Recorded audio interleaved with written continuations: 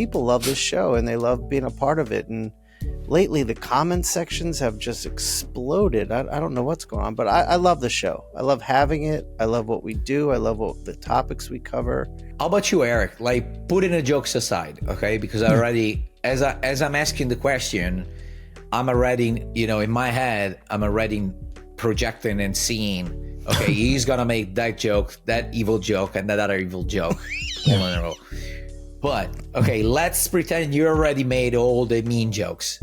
Listen, on a you're serious assuming note. that they're jokes. You know what I mean?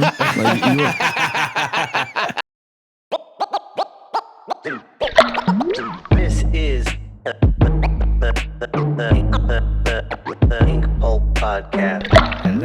Hello. There we go. We're live recording. Everything's to be working. I've pressed all the right buttons. It's going to take a second for... We're not live, right? No, I don't think we are. No, we're not live. I hope we're not. I really hope we're not. Oh, by the way, Maddie, I don't know if this will help you at all, but I'll send out a link to everybody via email. There's a native app that goes onto your desktop now as opposed to being on the browser. It's in beta, awesome. but maybe it'll help your performance overall, because it's not going through, I don't know what you're using, browser. Chrome. Yeah, so Chrome, let's try it. Yeah, Let's try I'll it get and see that if it helps too. you. And by the way, on that side, I have another great news. Like literally 20 minutes ago, I signed a new contract for the internet. Hey, So there's a 90% chance that I'll have a technician by over the next few days at That's home great. and install Nice. the new antenna, yeah. which will give me 100 megs in download and most importantly, 20 in upload instead Yes. of now I'm doing like 2.5 in upload, which is Oh. what makes everything hard. Oh, Yeah, no. yeah. Now you're going to make Congratulations, us pal. look bad. Yeah, congrats. Also, you're I gotta tell you, we're almost synchronized now. Like you're responding to what I'm saying basically Yeah. almost immediately. So It's got a great. lot to do with this update that Riverside rolled out. They just optimize a lot of different things. that's awesome. Dude, I got to say, Riverside's been great mostly. It seems like we Yeah. made a good Yeah. choice. We're not with even this. sponsored by them Aside by any from means. when it fucking destroyed our episode, we should talk about it. Oh, shit. Yeah, let's talk the about episode that, with 'cause with Craig. Yeah. It's gone. Have you told We Sean? Have lost you it. told Greg already? Does he No, I know? got to No, email I him. messaged him. He's traveling. No, I Eric told messaged him. Yeah, he's traveling across Europe, but I want to send him an email because that was, Yeah. I thought, one of the best episodes we had ever done, and Craig was very open. Agreed. And it sucks And to have lost yeah, it. basically, technically, what happened is that the app, how do you call it, an app, Riverside, that we're using. Yeah, yeah. Mhm. So basically, this app allows us to record individual videos. So right now, it's the three of us. We're all recording our own video, and we're uploading as we talk and we record. And for some fucked up reason, in the Craig Thompson's episode, his recording didn't go through. So last week, Jamie, our editor, contacted us because he could only find a 2 seconds video or something Yeah. on Yeah. Craig's end. Yeah. And that's all we got. So basically, the whole episode is just the three of us talking to a ghost, basically. And so it's completely unusable. So the whole episode is fucked. And I've been thinking about it for over the last 2 weeks. As soon as I got the news, I was fucking destroyed because that episode, Sean, you were right. It was I know. fucking amazing. It was. And yeah, I was thinking that we should record another one, and acknowledge what happened. Like we're not gonna ask the same questions and stuff like that, but I really want Craig to be on the show, like officially. Absolutely. for fans as well. Yeah, absolutely. And we're gonna acknowledge what happened. Maybe something that will happen along the recording would be like, so the last time you told us that this happened and blah blah blah, and try to evolve from there. So probably will be a different episode, maybe we'll be more geared towards promoting what he's doing now. He's traveling through Europe. I think he's doing some shows and stuff like that. Or his new book. We didn't talk about Ginseng Roots the last time. We talk a little about it, but maybe we can expand on it or something like it. But yeah. It sounds like you're ready, Matty. Why don't you lead that conversation next time he's on, buddy? Yeah, I would love to. I don't have his contact. Maybe I have his email address. I can email him. We'll have him on again. Yeah, we'll have him on. You'll take the reins when we're recording. Yeah. You know how to do an interview, pal. You're doing great. Oh, hey, before I forget, my mother's birthday, belated happy birthday, Mom, was earlier this week. Happy birthday! And I got a chance to. Eric's mama. What's his mom's name? Virginia. Virginia. Is that her real name or an Americanized name? No. That's her real name. She's not like. Well, right in the Philippines, you have you have a lot of English. Yeah, we were conquered by the Spaniards. We're okay. Yeah. But yeah, so she mentions to me, "Hey, son, it's nice to see you, or it's nice to hear from you live," and that was weird. And I said, "Like, what do you mean live, Ma?" And she said, "Well, I sometimes listen to the podcast." She's a bot. Your mom is a bot too. That's where all our bots are from the Philippines. That's where we get a lot more for the euro and the dollar. They're cheaper. Yeah, exactly. So, thanks, Mom. I really appreciate it. And she says, "You're looking good. You look like you're eating." And that's my mom's very fucking subtle way telling me I'm getting chubby, right? And then, are you, by the way? Said, what, getting chubby? Yeah. Did you gain weight lately? Yeah, I think so. Can you so? Okay. I don't see anything, but what do I know? But then she also said something. She's like, I go, "So what do you think?" And she's like, "I don't really know what you're talking about. I just look at the picture." And that's typical Mom. And then she said, "So who are the two old guys on the show with you?" Oh, no. Oh, shit. Kaboom. So kindly, with all due respect, fuck you, Virginia. Yeah. Who are the two I'll old never guys? do that. Tell her if she listens to it. It's just a joke, Virginia. I love you. Never met you, but she's gonna hear it. She's not gonna get this you're- far. She's gonna get as far as like you saying "fuck you," and then she's just gonna turn it off. And that old guy insulted me. Anyway, thanks, Mom. Thanks for tuning in. Happy birthday. Happy birthday. How old is she gonna turn? Do you know that? I don't know, dude. I lost track. Well, I bet it's way more than me. Jesus. Oh, remember, we're old at Matteo. We've been told that we're two old men now. Yeah, that's what. Okay, the joke didn't go through well the way I wanted it, but it meant I'm pretty sure it's more years. She's turning older than I'm. Okay, fuck it. Okay, all right. Thank you for explaining that joke. You're making it Here's worse. the other one. Official bomb. I was listening to the most recent episode. Okay, And is you this come the in question that you wanted to ask me? Yeah. This is the question I wanted to ask you. You're about at most 5 minutes late in the most recent episode. Mm-hmm. And Shawn and I were in the middle of talking. We weren't really talking about anything. We were just like making fun of you, or like, completely forgetting the episode, or like sleeping through your alarm or whatever it was. And then you come in and you were like, "Did you fucker start without me?" And we laughed it off. You know what I mean? Like, and we just moved through the episode. But there was a moment, and again, as I was listening to it, I was drawing. I'm like, did that really piss off Mattteo? Because you really, really care about this show, right? So here's the difference. Yeah. If you guys started without me, like it was like 10, 15 minutes, even if I didn't say, "Hey guys, I'm going to be late," or whatever, and just get started, let's just go, I wouldn't give a shit, But between the two of you, you really want this, you guys really are invested in this show. And the way your voice inflected on, "Did you fucker start without me?" There was a bit of hurt there. Is that true? No, not at all. No. Okay. I was acting on it just to make it fun for the show. I got it.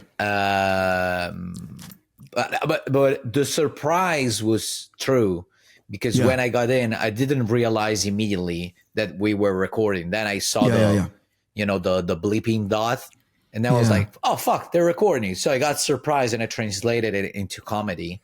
Got it. And Right. and I did that, but I wasn't hurt at all. But Okay. I confirm what you were saying, that I really care about this podcast, and this podcast really grew up on me. Meaning that at the beginning, I was just, it was just a game for me. I was just, you asked me if I wanted to continue being on the show, and we talked about it various times, but lately we haven't been getting a lot of chances to see each other, at least way less than we used to. So I thought in my head it was just a way to catch up and see two of my best friends weekly. And now I don't know, I'm realizing the value of it, and it's helping me.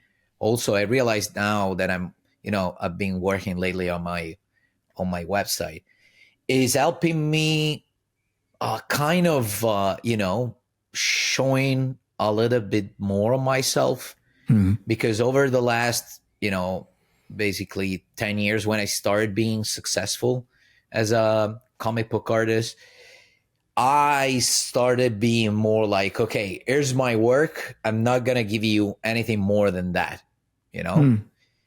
and so I kept it really professional and a little bit detached, maybe.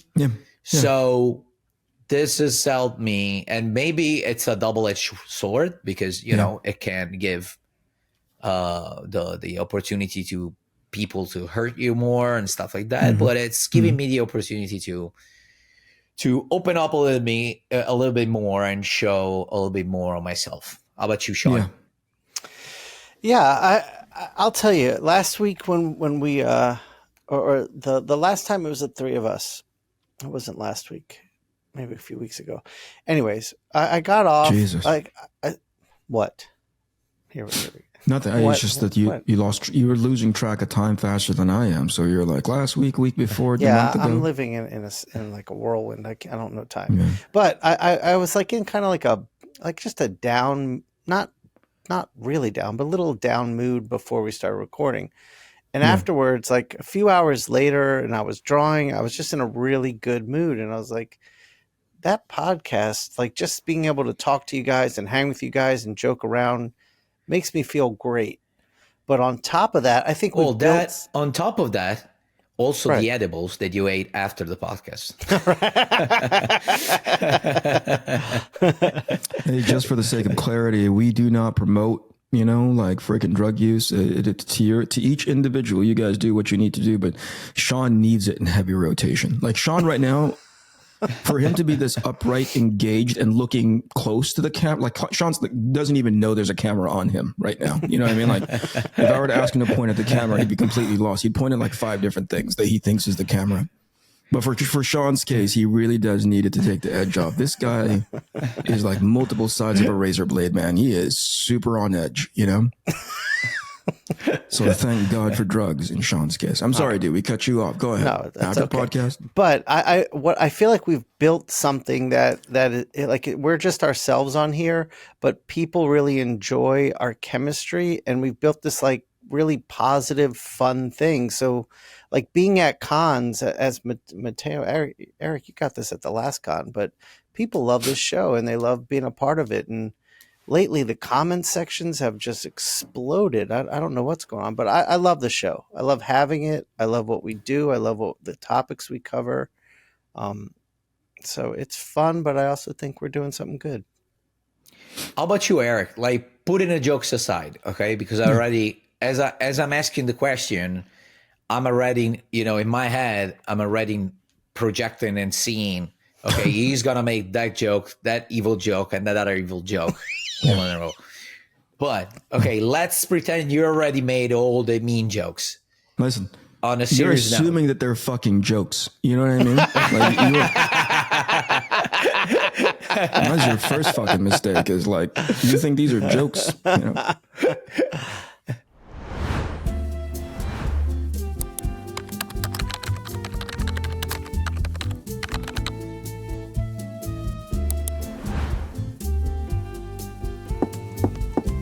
Hey, Eric, what's up? Hey, Shawn, I was just looking for Mattteo online like I do every morning for my daily dose of inspiration. And all of a sudden, I stumbled upon his new website. Mattteo has a website? That's amazing. Let me see. Isn't it great? It has everything you need to know about Mattteo. You can buy his books, check his newest Instagram posts. You can even watch the latest episode of our podcast on it. Wow, Mattteo is amazing. This is so great. But wait a second. What is this? This is the best part. By subscribing to the Dumb Shark newsletter, not only will you receive promo codes for original art on Essential Sequential and information about new releases, but you'll also have access to a digital version of Behind the Fins, which is Matteo's unpublished new sketchbook that collects all of his best cover layouts. Wow, Mattteo is so generous. This is an awesome gift. I want it too. Let me subscribe right now. Yeah, Mattteo really knocked it out of the park with this one. Right when you think he's hit his peak, he somehow finds a way to outdo himself. I'm so impressed. Hey guys, I'm a little worried. Looks like someone keeps looking for naked pictures of me online. Wait a second. Eric, is that you? Nope.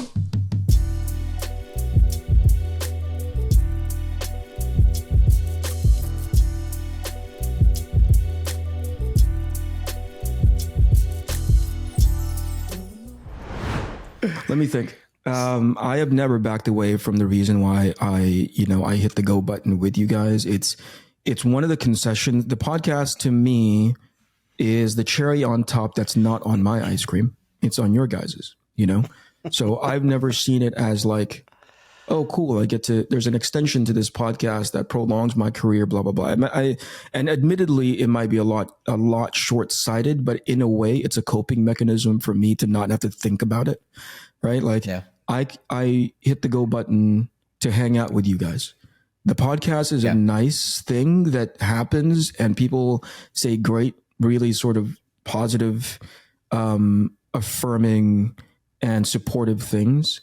But it's the last thing on my mind when I hang out with you. I am aware that we are on a podcast, or else I'd be a little bit more socially unacceptable as far as the dialogue and the rhetoric that I use. But it's not the, to your point, Mattteo, I came to the realization that the podcast is really all that stuff. That's not it. That's not at all in my head. So the main benefit, if not the only benefit for me, is getting a chance to hang out with you guys. And it just happens to be that people are walking by the window and looking at us like hanging out someplace, Gotcha. Here we go. Okay. Yeah, so that's why I asked the question, because I was like, I don't care, like me hitting the go button, I don't care. But for a brief second there, in that moment of like clarity and reflection, I thought like, oh shit, just because I don't care doesn't mean Mattteo doesn't care, So I better ask him whether or not me hitting live before he's in the room is something that he would prefer not to happen moving forward. So there you go. And it just goes to show there's still a tiny bit of hope inside of me, right? There's still that little human, that's generous. That's generous. Like it's in the elbow probably, right? It's in the parts of me that I don't often access, right? But it's clear that I still care about in some capacity about other people. Let me go back to something that you said, okay? Yeah, it's actually interesting. Yeah. I want to talk about it. You said the more you got on with your career, the less you became a little bit more detached as far as like public interaction. Am I capturing that correctly? Can you talk on that a little bit, Matty? Yeah, no, it was actually like when it started being a real career. Yeah. I stopped because I started before it became a carear. I was on back then forums were popular online. Right. So I was on a forum, and I was young and I was very opinionated. So I would, constantly interact sometimes in an aggressive way, which reminds me a lot of what's going on in the internet in general and the stuff that we talk about. And then when it started to become a career, I started being, probably because I was growing up as a person as well, I started being less and less that. and more just more or less what Todd McFarlane was talking about. Just here's my stuff. There you go. Like whether you like it or not, here's my stuff. Here's my stuff. Here's my stuff, and that's it. So I started being more like that. I don't know if it was just a defensive mechanism, meaning I won't give anyone any opportunity to attack me or find holes. I do say chinks in my armor. Racist, but yeah. And yeah, racist.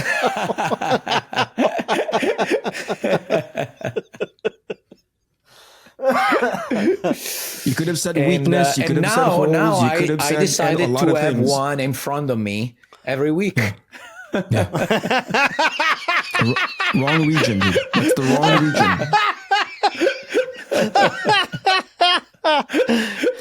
Shazam!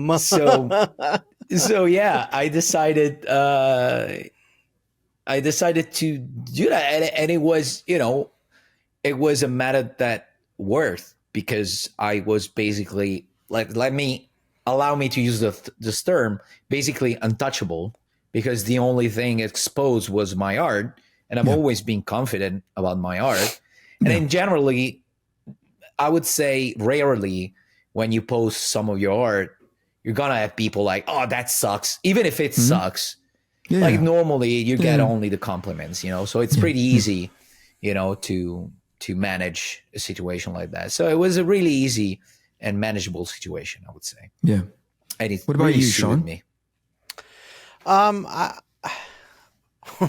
don't think I was mentally well adjusted enough to have a means like I wasn't. I don't feel like I was understood social media. I didn't understand how to use it. Didn't understand. Like I didn't have like now I have a theory behind what I'm doing, why I'm doing it, how I'm doing it. It was just posting stuff, but it wasn't just art. I wasn't afraid to put myself out there because early into social media is when I started my first podcast, that Inkpulp audio one, and I really just threw my stuff out there, and I was not in a mentally healthy place. So, I put myself out there, and in hindsight, I don't regret doing it. Nothing really bad came out of it, but I don't think it was a healthy thing to do. But had you, it sounds like you had always had a public facing version of yourself that never really tapered off, right? You just reallocated the energy for it, right? Yeah, exactly. And I think part of that comes from also just being a teacher, because I was always in front of groups of people. So I saw everything in that light. Yeah. I think if I've garnered anything from our previous conversations, you were always the guy that understood, hey, doing these sort of like public appearances, going to like after parties. Sorry for rolling my eyes. It almost got stuck in my back of my fucking head because I can't stand them. Like, you knew that was part of the game. You know what I mean? Hey, I've got to be in the mix. I've got to go shake hands. I got to go get drinks, because that's how you establish these relationships. And the reason why I bring a part of that up is, like, I jokingly said it to Maddie in the previous episode. That's by the way, the most recent episode that's just on YouTube. If you guys aren't watching it, go watch it now, because it's great. We have a really amazing back and forth, at least in my opinion. That's the longest episode I've ever listened to, right? It just goes to show how invested I am in paying attention to the fucking quality of the show. I'm just like, oh, okay, somebody will mention, hey, that's a great episode that you did. I'm like, which one is it? Because I honestly don't know.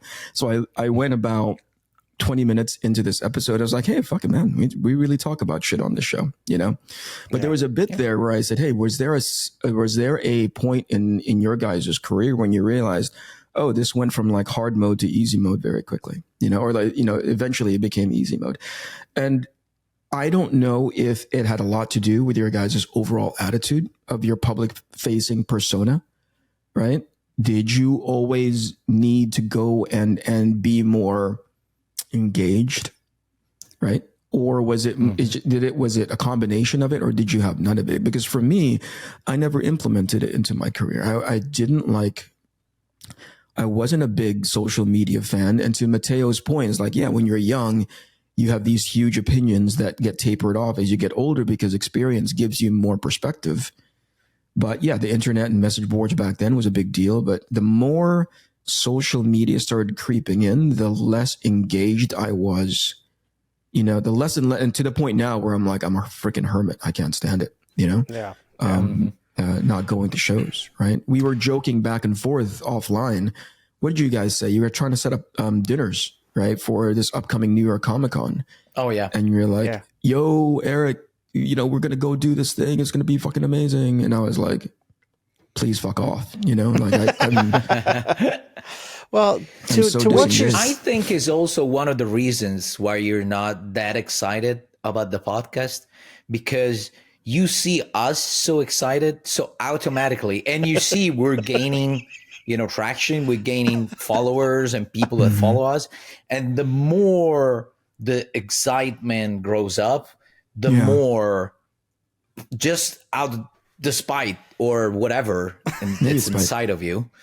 It's it's trying to kill that kind of feeling that you find outside. So I think it's also, and I'm serious here. I'm not joking. Go. I think it's also your I don't want to call it lack of interest, but you know, the fact that you're not as excited as we are is almost reactionary at times. I think you have a kind of reactionary attitude. I'm thinking also, when I say this, I'm thinking about where you were talking about, I think it was during the David Finch episode.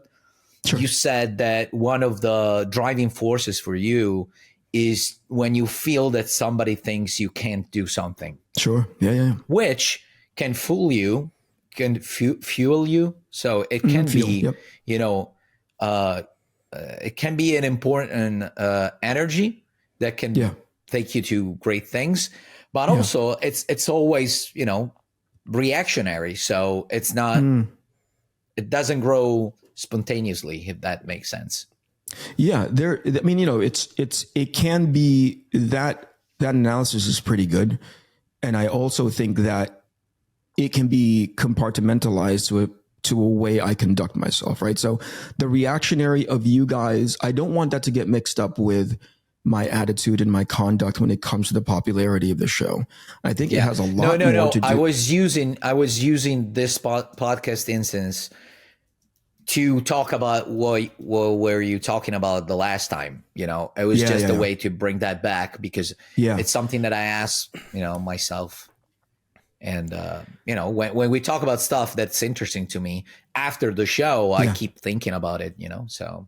Oh, yeah, sure. This was just an excuse I think to talk about mainly, I don't want to lose track of the fact that every time that you guys gain wins, I'm incredibly proud of you, right? Like, it's my, you know, I see the stuff that's happening. I see that you guys are interacting with a lot of different people. Every time the social media post happens about this new episode comes out, I see a general excitement for it.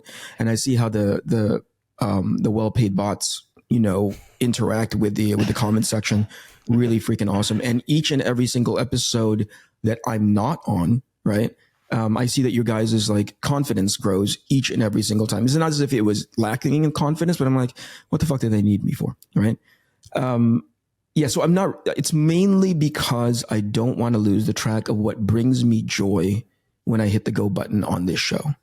Right. When I start thinking about it as a podcast, it gets annoying.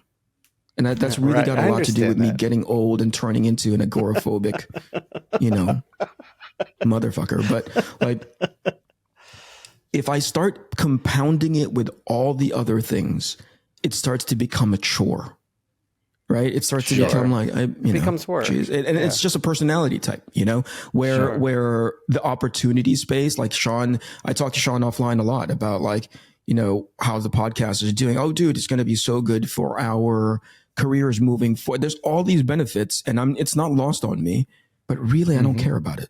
You know what I mean?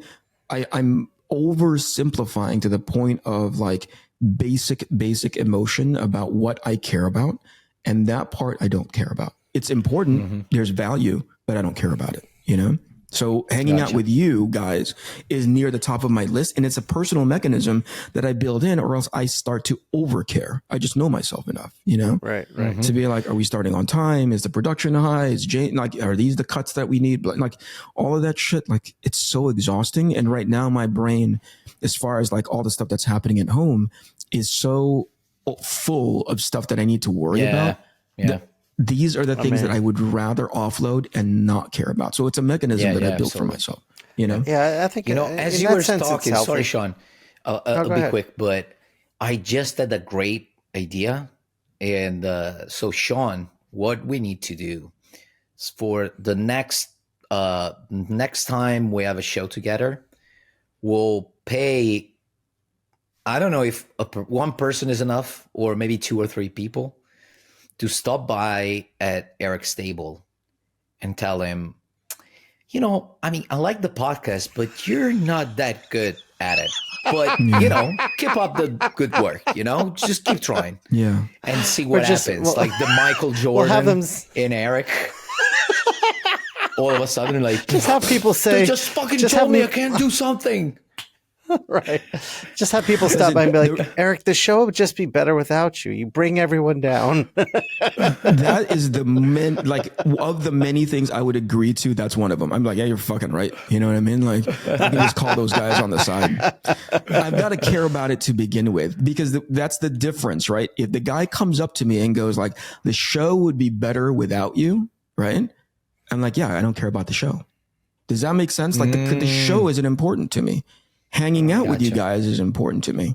I right? got you. But if some guy were to say like, dude, you're really failing your friends, if you're really like there we go. You know what I mean? Then it becomes something else, because I don't care about the show. Okay. If tomorrow you guys says, hey, we're not going to hit record anymore, but we're still going to hang out someplace X, Y, and Z, I'll be like, oh, cool. That's awesome.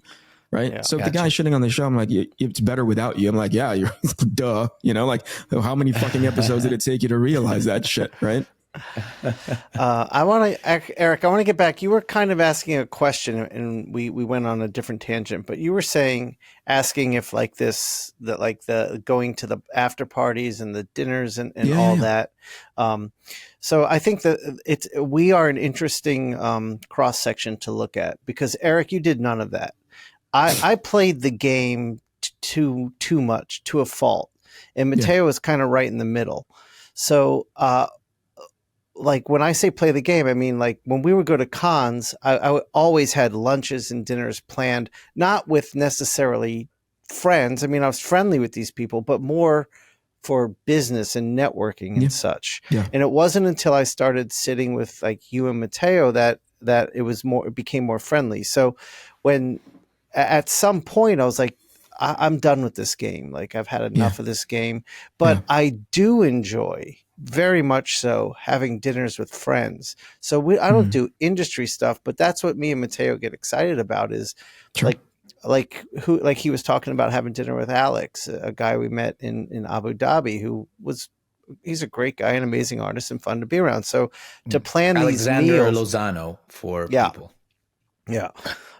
So to have these meals where like every night it's like the core crew, which is usually me, Mattteo, and Jim, and then like an added guest or two at dinner. Like I enjoy being social very much like that. But no, first let's take a step back, right? Like I think you captured something I think pretty important there. Like Mattteo would fly across an ocean to go to some of these shows back in the day, right? Mm-hmm. So I think Matty, jump in here. I don't want to misrepresent your motivations for doing it. I think it was critical for you to go to some of these after parties in order to establish relationships, right? Yeah, but the reasoning behind it, I'll try to make it as quick as possible. But basically is, especially smaller shows, like not talking about necessarily like New York or San Diego's caliber of show, like smaller ones when all the guests are put in the same hotel. Thinking about, I don't know, like Seattle, Heroes Con. Yeah. Heroes Con. So you're all together. So you'll end up meeting everybody at the hotel bar after dinner or right after the show. So what happens is, especially I don't know how it is now, but especially back then, there was a lot of editors as well Yeah, at shows because there was a lot of portfolio reviews and stuff like that. So sometimes what happens is that you're at the bar and you go see your friends that are sitting at the table and they're drinking. There's a couple of editors there. And, normally editors are always looking for people, to cover all the projects that they have. And if they see you, there's you're increasing the chances of them thinking like, so I have this 2 vacant spots. Oh, there's Mattteo. Here he is. Because especially for me, I live on the other side of the planet. So it's not, I mean, unless you become a huge name that people think about you constantly, otherwise they have to see you to be reminded of your existence, That's right. So that makes sense. There's a certain point. I remember a few people telling me, so you live in the States, right? Like they thought that I lived in the States. They would see me more than some of their friends actually. Yeah. This goes back to, in part, to what you were talking about again in the previous episode, where you're like, when you decided that it was going to be comics was going to be your career, you fully invested in it, like, hey, I'm just got to go do comic book shows. I've just got to go make these appearances. Yeah. That's it. That's interesting. I mean, does that answer your question at all, Shawn? Does it go back to like, I wanted to raise the point, like hindsight, like after having played the game, like I did, and looking at everyone's career, like my career arguably is not suffering, but is worse than both yours. So Eric, you didn't play the game at all, and Mattteo played it well in a healthy way. So I think where we were different was that a lot of the hype that came behind me was not through comic books. It came through my blog, right. Like, I didn't have to go out there and do 20 titles or whatever. People would just show up and say, hey, you're really, really good. And so I didn't necessarily look for that affirmation and that validation through like getting work. I just put everything up online, and then eventually everybody else caught up to that, right? Everybody else started getting that notoriety, getting that follower, like all of that stuff. And that's when my overall interest dropped. Because once you look behind like the craft, right? People weren't even really drawing well. It was like the hype, right? It was like, oh, I've got to go talk about this guy, not because the guy's any good.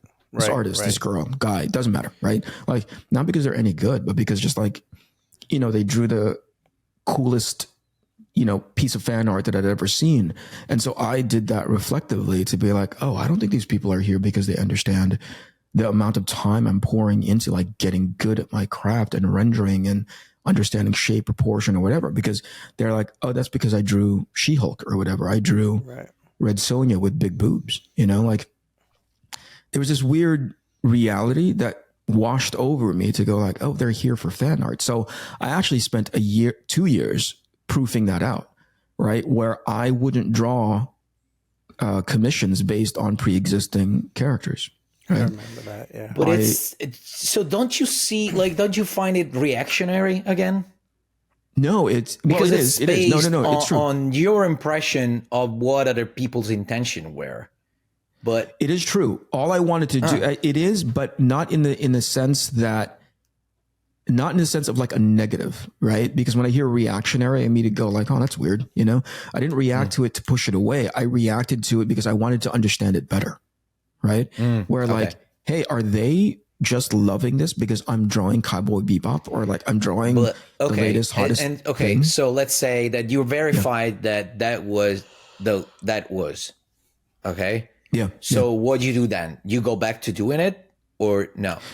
It all depends, right? At the end of it, I then go to an personal analysis, right? To go like, am I still comfortable doing that? Right? Is that still fun for me to do? Or am I understanding, hey, regardless of who draws this stuff, they're going to love it anyway. So let me go do something else because somebody else has that covered. Somebody else is doing that already, and let me go do something else. So it's always establishing what is interesting to me. At one point, drawing fan art, drawing it in 90 minutes was super interesting. And it wasn't, and the moment it became not interesting anymore. So that, again, that's part of the reflection, right? Hey, was the challenge always, or was the interesting part drawing the fan art, or was it because I was drawing something awesome in like 90 minutes? Right. So that level of reflectiveness and analysis I put myself through. So after that, it became like, let me see if people are reacting to it because it was fan art and I was drawing like 90 minutes, and I proved that, it's actually 50-50. Like some people just love the way I draw. Some people just love the stuff that I draw. And then some people liked it better because I was drawing Captain America. Okay, cool. Now I taper down the fan art, right? Because it wasn't as fun for me anymore. I maintained the blog because I still loved drawing and coming up with my own ideas. And the moment that wasn't fun anymore, I closed down the blog. I stopped doing it. Mm-hmm. And then an interest picked up in me drawing fan art again. So like, you know what I mean? Like I'm motivated by the thing that has genuine interest and fun for me. Sure, I get that. Gotcha. Right. Yeah, no, that's a good point. Gotcha. Some of it's got to be a combination of things. It's got to be a combination of like reactionary, but it's coming from a place of like self-reflection. I'm reacting to it to be like, what is that? Right? Like, why do people like that so much? And the moment I realize, hey, somebody can do that 10 times better than me, I leave it alone, because there's nothing else in that space for me to get to prove, because I've already done it. Right. Yeah. The reason why I was asking, I'm really thinking about it. I've been thinking about it lately, like your way of approaching things, is because I noticed this thing in my girlfriend with food. Like the first rule with her, like if you have some amazing food on your hands, like you found an amazing cheese and you want her to try it, don't promote it. Just give it to her like normally, because the moment you tell her, listen, you're gonna love this cheese, this is the best cheese I've ever had, like I can guarantee you 1000% she's not gonna like it. At best you'll get it's not bad, just based on the reason that you pumped that cheese so bad that she becomes immediately untrustful of that cheese or that food, whatever it is. And so I'm every time I think about this kind of reaction to stuff, and it's weird to me because I don't have that, and every time I feel that something like that is happening to a person, I'm like and I start thinking about it. That's why. It's interesting that you have that it's your girlfriend, so you're going to have 100% clarity in how she reacts. I don't think it's similar with me. I don't think it's coming from like no. Shawn and Mattteo love it's it, just the similarity is the fact that there's a behavior that potentially is conditioned by somebody else's behavior, if that makes sense. It's not direct. Absolutely. Like I like it or not? Like I like it, but if you tell me that this is amazing, it's gonna be less amazing for me. That's the thing, which is totally different than yours, but it's still related to. There's always an external element. Every time you tell me about this stuff, there's always, most of the time, let's say, an external element. So every time I ask myself, what is he? I wonder what your process is. So, but you're explaining it now, so it's very complex. Yeah, it's. I don't know if it's clearly it's something newish to you guys. I don't know. Like Mattteo seems like it's not how your brain operates, but for me, it's almost not critical, but like analysis. Does that make sense? Yeah. Like I look at it to be like, why is that so freaking popular? Why is that working so well? What's the big takeaway there? Not to downplay it or diminish it, just to understand like, oh, I wonder why that's so good, Yeah. So yeah, that's where my brain goes. Yeah. To me, I'm just direct. I think, why is that so good? Because it's good. That's it. That's where I stop. It's the process is really simple. Dude, I freaking love that. I freaking love that. Yeah. Now, mind you, I don't wish I exist in that space because I really, something like that, understanding something more on the level of complexity, maybe over complexity, that feels good to me, but there's also that moment of just like bliss where you don't have to think about something. It's just good, for the same reason something just works. You're like, oh, that just works. And that's that level of simplicity where you don't have to think about it. I wish I had that more often. Mm-hmm.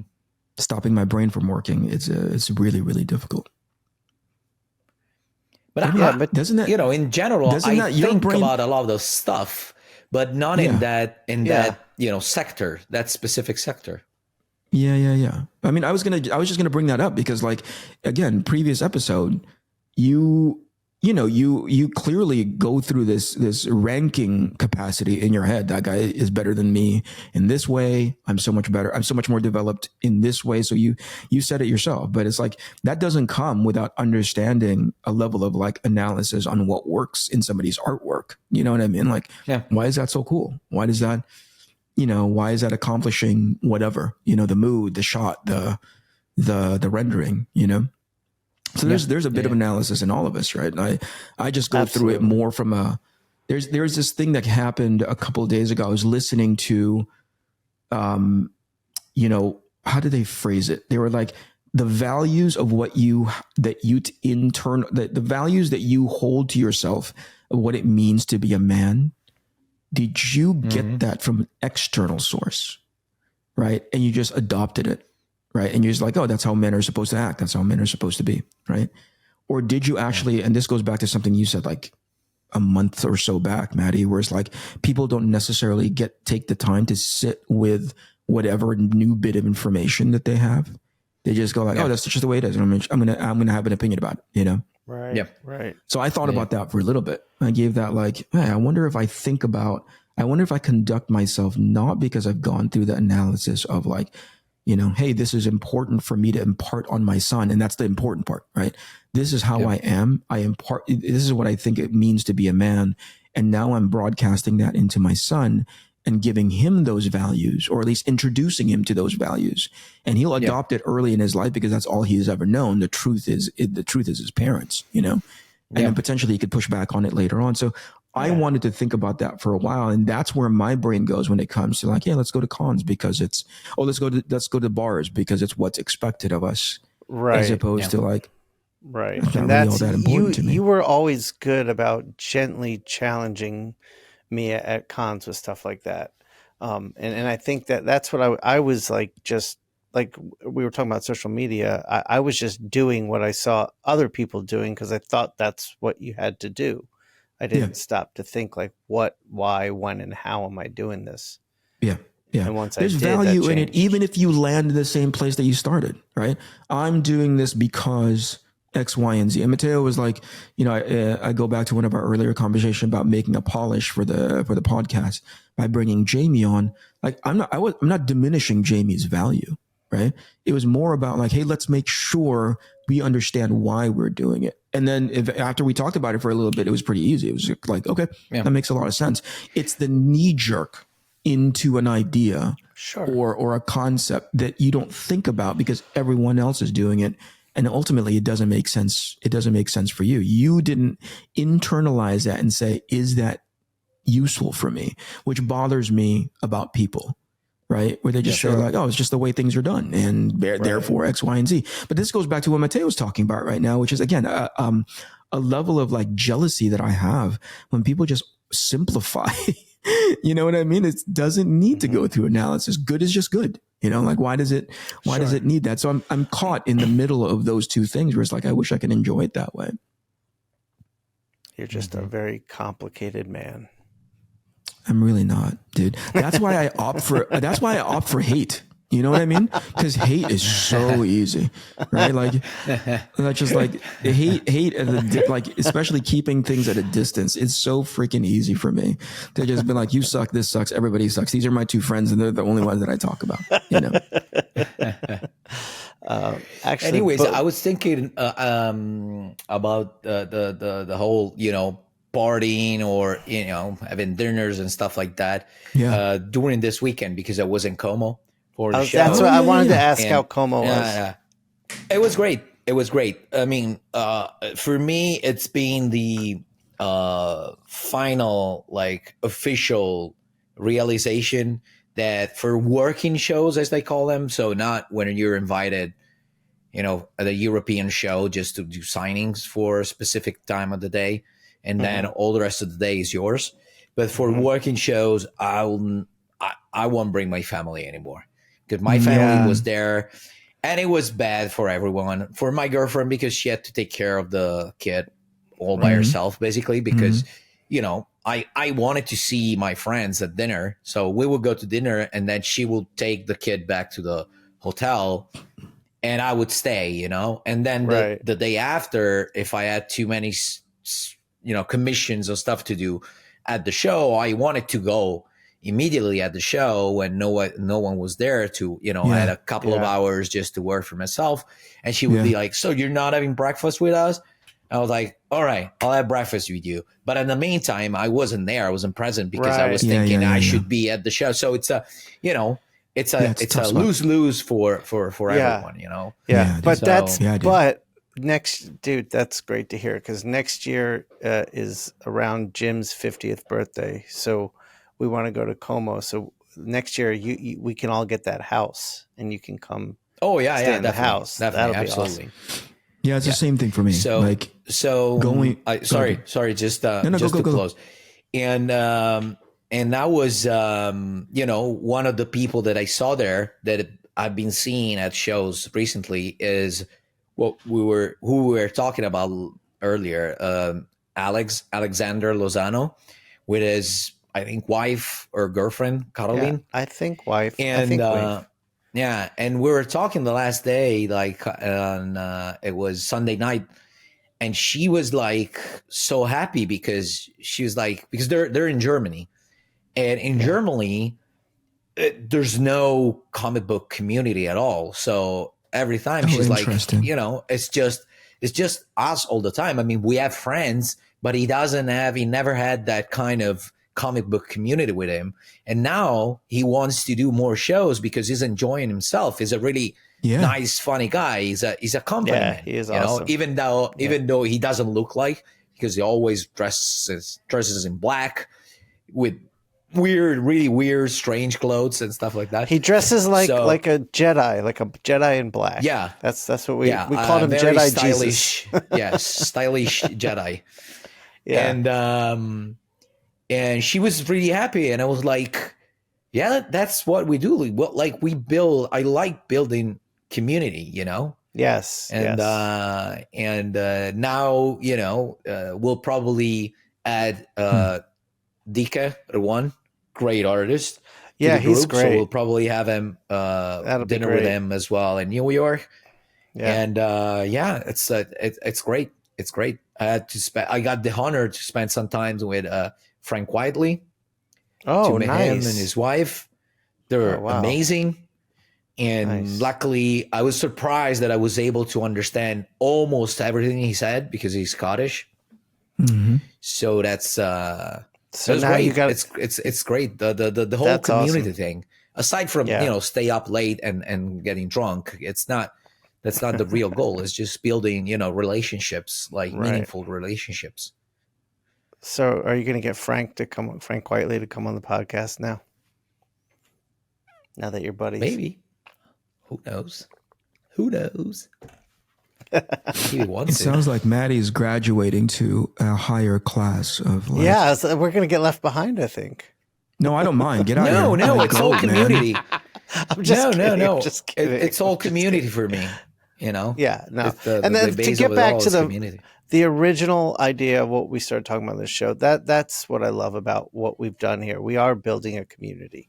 And that I agree with Matteo. Yeah, we are. When we go to cons, we start to feel that. Well, even with this show, I remember something that I wasn't thinking about when we were talking to Nick Pitarra. Mm-hmm. And he was like, he was talking about, having a website and building up, a mailing list.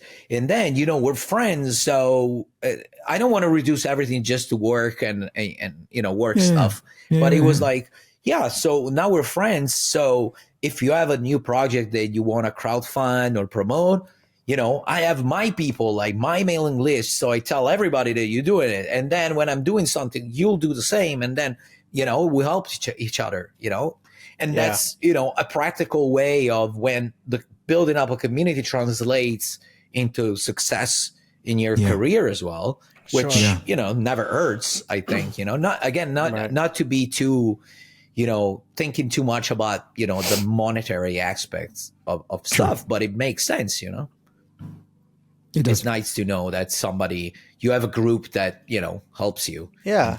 When you need. You have each other's back. Yeah. That is nice. That is very nice. And Matteo, I got to say, your beard looks great. It's bromance time. Wherever you're getting it trimmed, they're killing it. Thanks, man. Thank you. So actually, I did want to ask you one more question about Como.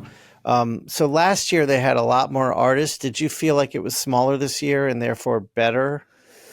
Yeah. They cut the fat on guests, so they were way less artists. I think last time they were like 100, and I don't know, too many definitely. Yeah. And they realized that, so now they made a correction. And I think they found a better balance this year. Do you know how they did on ticket sales this year? Like, are they starting to do better in that area? I don't because last year I remember at the end of the show, Arnaud, one of the organizers, stopped by my table and we had a talk about it. This year that didn't happen. He stopped by and talked to Jason, I think, but I didn't have that moment with him. So I don't know, but hopefully they did good. I mean, it's definitely a show that deserves a lot of success. The way they're building it. Hey, speaking of Jason, I spoke with him about this before he left for Coma, but we got to have that guy back on again, man. Yeah, I'd love to have Jay back on. Oh yeah. Not to talk him up too much. By the way, another thing that fueled my initial question to you about being offended earlier, Matty, was a long, long time ago. I made a joke at Jason's expense. Right, this is online. Right, like he mentions like a guy that used to be in our group, a guy by the name of Mike Choi. Asked like some weird question about like parent. Like I can't even remember the context.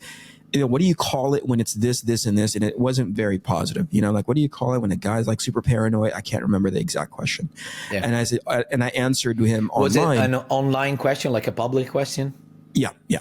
Okay. Yeah, and I think that's why it was that much more. It stung that much more, right? Because like it was supposed to be a question about a condition. Like agoraphobia or whatever it is, arachnophobia. But then I answered, oh, that's called a Jason Schachter, right? And both laughed, right? And then Jason texted me and said like, hey, that's fucked up, right? And shit. When you see it in text, you just laugh it off. You just go like, haha, But then this was when I was still calling him every morning when I would go on my morning walk with my dogs or whatever. And he goes, hey, you okay? And he goes, he was genuinely annoyed by it. Or hurt by it, annoyed because it came from a place of hurt. And so the more I apologized to him right after, I explained to him, hey, it was just a joke, but hey, man, I'm really sorry that it offended you. But it just goes to show like some of the things that we do in the company of each other, right? Yeah. We've been together for a while now, just hanging out and bullshitting and high five. Me and Jason go back even further, but there's still a line that you cross. You know what I mean? Like, and I think a lot of it has to do with a lot of the stuff that we talk about and we joke about each other, we're doing it in our company, right? We're doing it in each other's company in the privacy of like, we're at a restaurant and shitting on like the moment it becomes public. And this is the part that I didn't get way back in the day. It invites people to that level of familiarity. Right. Yeah. Right. When they're not. right? That's the true. jokes that we make at each other. If somebody were ever to, make it, towards us, we'd be like, you don't, oh, you think that you have that level of comfortability for whatever parasocial relationship that you built, but not because you know us, but because you think that's okay to do. And so it opens Jason up to that kind of like ribbing, which he's comfortable with us. You've been there. You've made fun of him before, right? Oh, and yeah, it's absolutely. just us. If So there is a person that I know that doesn't take anything personally, it's Jason. He's is amazing at that. Right. So, but that's because he extends to you that courtesy of relationship and trust, right? Yeah. But I realized, the moment it became public, it was something else because it was at his expense, right? Yeah. You're laughing at him, not with him, right? Yeah. So I think that's when that fueled the question to ask you to be like, oh, wait a second, that's some stuff that we do in public, but the moment I wonder if this is something that Mattteo took offense to. Thank goodness it wasn't. Anyway, my point was, absolutely. Yeah, I was talking with Jason before he left for Como, and I was reflecting on all the stuff that he tried back in the day, and I want to confirm this with you guys, right? When I first met him, when was Iron Man? Iron Man came out 2007, probably 2006. Yeah, there you go. That's when he and I first met at New York Comic Con back when it was in the middle of freaking February. Freezing cold near the like that. It was ice back then. Cold as He and I met. The first two clients that he ever had was me and a fellow by the name of Stefan Rue. Yep. And we traveled up and down the Eastern Seaboard for like 5 weeks. I wasn't, I had a girlfriend, but I was traveling a lot, and we would just jump into his car and drive to as many local shows as possible for 5 weeks straight. So I stayed at his place for about a month and a half. Just, every time there would be a show, we'd pack everything up, go to a show, show up, do our thing, and then come back. But in that time between then and now, I can't do math. So 2024, right? However many years that is, like, Jason has done a lot of stuff that people are using. Yeah, absolutely.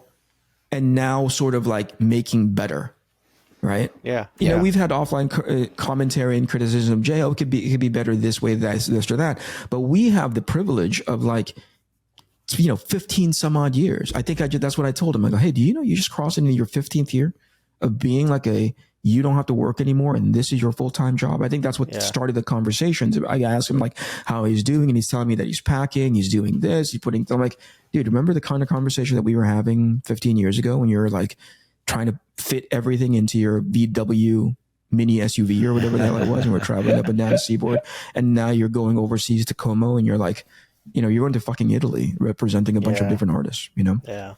So like, I wanted to bring him back on and just talk about all the stuff that people, that he helped influence, right? And I go like, do you remember, do you remember a bunch of people with like banners behind them before you did it?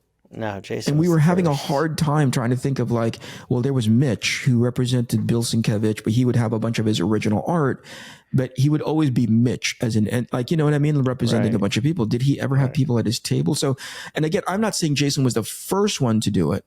I'm clearly biased, but I'm trying to register when was the first time that I saw a bunch of banners that was under one logo and had artists. See, being outside the group, I noticed it. And I think he was the first to really one of the first, right? Yeah, but I think he might have been the first to really brand, like cross-brand. Like every artist had a banner that was the same color with the logo. Like he used we were known as the purple banner guys. I think we were the first, I remember people calling it like the purple aisle. The purple, exactly. Like that. That's exactly the purple right. block. Yeah. I think we were the first ones that started that. I think so too. I do. Yeah. So I wanted to bring him back on again and just talk about. He's not the guy that talks about himself an awful lot, right? Right, and I don't know that he'll take credit for being the first either, even though he may have been. Yeah, but that's why I wanted to register. Would you? By the way, if you are listening to the show and you saw somebody doing it before the purple block or put it in the comments, because I'm not saying I'm right. I just want to fact check it, right? Because and then it just exploded. Then everybody started doing all the, and then like you started seeing, and then I started seeing more and more of Anyway, I just want to talk about like the stuff that he's done since, and All right, so potentially let's get even him just on. bring up stuff that didn't work. You know, hey man, Yeah. we tried this and Yeah. it sucked. You know, And you know, Jason's good about trying stuff. Like if you Yeah. have an idea, Jason will try it and he'll Yeah. put money into it and see if it Yeah. works. yeah. Yeah, Yeah, let's we have should him bring on. him back on and chit chat with him. I'm sure we Yeah. can bullshit Yeah. for an hour, and That would be great. you know, definitely. By the way, for people that don't know, Jason is our art dealer, yeah, and his company is called Essential Sequential, Yeah. and his website is where you can find all of our original art. yeah. It's strange to think about all the stuff that people are doing now, and we go like, oh, we did a version of that. You know, like we did a version of that you guys optimized, and it, you know, to these people's credit, to the people who are taking it and making it better, that's always this place that you should be in. You know, to be like, hey, I saw that and it works, and now I know how to make that better. That's totally cool, right? But I it don't almost even seemed know like- if they're optimizing it. Aside from the only thing that I saw optimized from somebody else is the way they display prints, which for years we had this way we do it, which is not tower. the best. Yeah. The towers, but now it's changing because we saw other people doing it better. So we told him, Right. and he immediately started trying new solutions. So Yeah, I'm not only thinking about that. That's obviously how would you say it? The audience facing one. Those are awesome because at the end of the day, that's super impressive. I'm also talking about all the logistics that happens behind the scenes. You know, like I'm looking at, hey, all those prints are now scannable.